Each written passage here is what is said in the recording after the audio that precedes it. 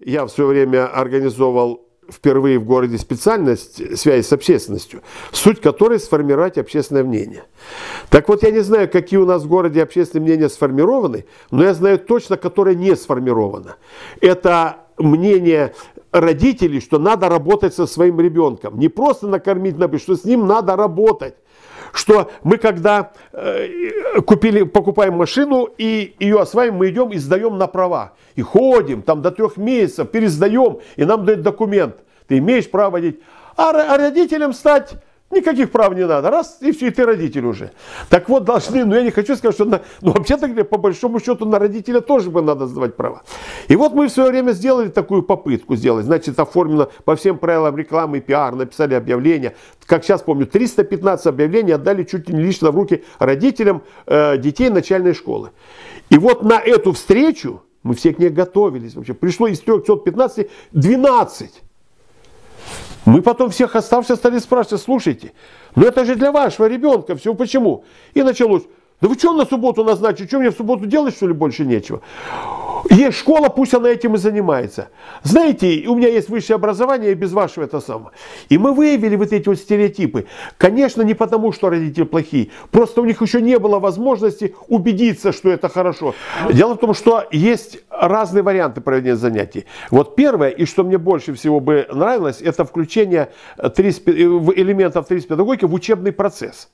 И там два момента. Скажем, проходят они какой-то закон.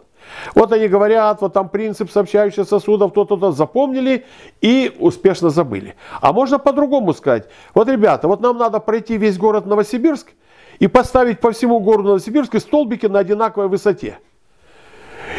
И дети тогда вынуждены выйти сами на этот закон и сказать: да ходите он со шлангом, по краям этого шланга вставьте 2 пробирки, гуляйте по всему городу, хоть по всей стране, и столбики будут на одинаковой высоте стоять. Да? Или вот к вам приехали ребята и стали дома делать натяжные потолки.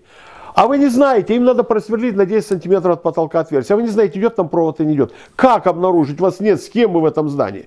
Понимаете? То есть, когда реальные задачи включаются в учебный процесс, они интенсифицируют и так далее. Ну и второе направление, которое сейчас уже очень хорошо развито, это в рамках дополнительных занятий. Там они просто приходят и учатся прям 3 педагогики. И хорошо, если опытный преподаватель, он умудряется соединить все предметы. Вот сейчас говорят о метапредметных связях. Это когда должна работать и физика, и химия, и биология.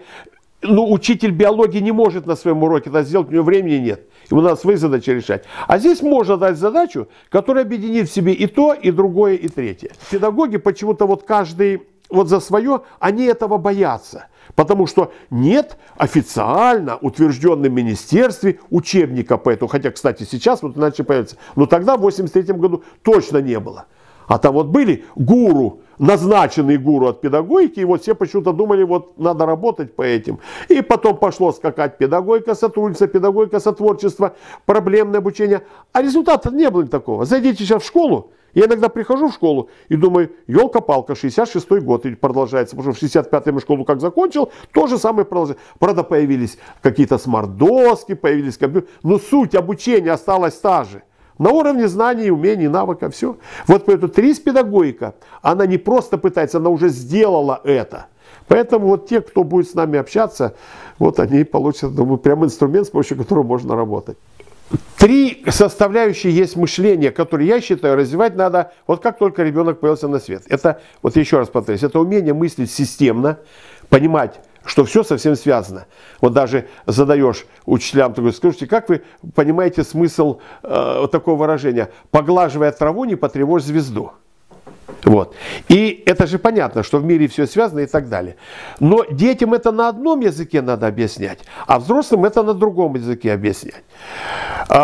И если мы, рассказывая о системном мышлении, детям говорим, взрослым, мы скажем, говорим: вот есть система, она является частью другой системы, самосостоит, то с детишками мы разучим стихотворение. Там придумал наш коллега Марат Гафитуллин: если мы рассмотрим что-то, это что-то для чего-то, это что-то часть чего-то, это что-то из чего-то. Чем-то было раньше что-то и так далее, и так далее. Вот в такой форме. И разработана целая система таких вот упражнений, загадок. Особенно есть просто просто асы у нас в стране. Вот я назову некоторые такие фамилии, значит, Алла Нестеренко, Татьяна Сидорчук, Светлана Ивановна Гин. Они работают в этом направлении, у них уже школы есть. Вот, у них выходит прекрасная литература. И, кстати, вот было бы хорошо, конечно, обучить этому родителей. Вот. И вот те методические пособия, которые вот у них выходят сейчас, ну их надо научиться читать.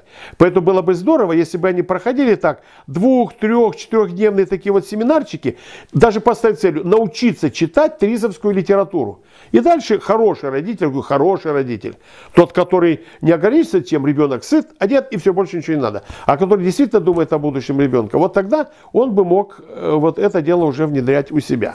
Вот. Что касается детей постарше, им надо действительно создавать реальные вещи. Вот сейчас в городе, значит, уже идет кампания, она давно началась, это создание специализированных классов, когда дети решают задачи повышенной сложности и так далее, и там даются уже реальные задачи.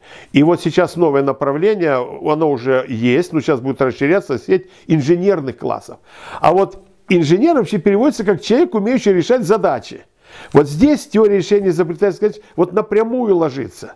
Вот можно, конечно, там надо вводить целый ряд дисциплин, но вот если бы сказали один, безоговорочно, это теория решения инженерных задач, в курсе инженерное творчество, все.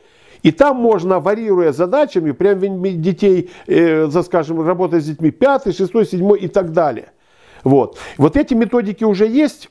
И я думаю, они, нельзя удержать то, что вот так это потоком надвигается, и вот эти вот вещи сделать. То есть вот сейчас, мне кажется, самое актуальное, это работа с родителями, это работа, вот сейчас у нас сейчас вышел новый стандарт по обучению детей дошкольников. И это действительно, вот и мой опыт, 40-летний опыт педагогической деятельности показывает, что если ребенка до 7 лет упустили, я имею в виду упустили в кавычках с точки зрения формирования мышления, дальше очень трудно.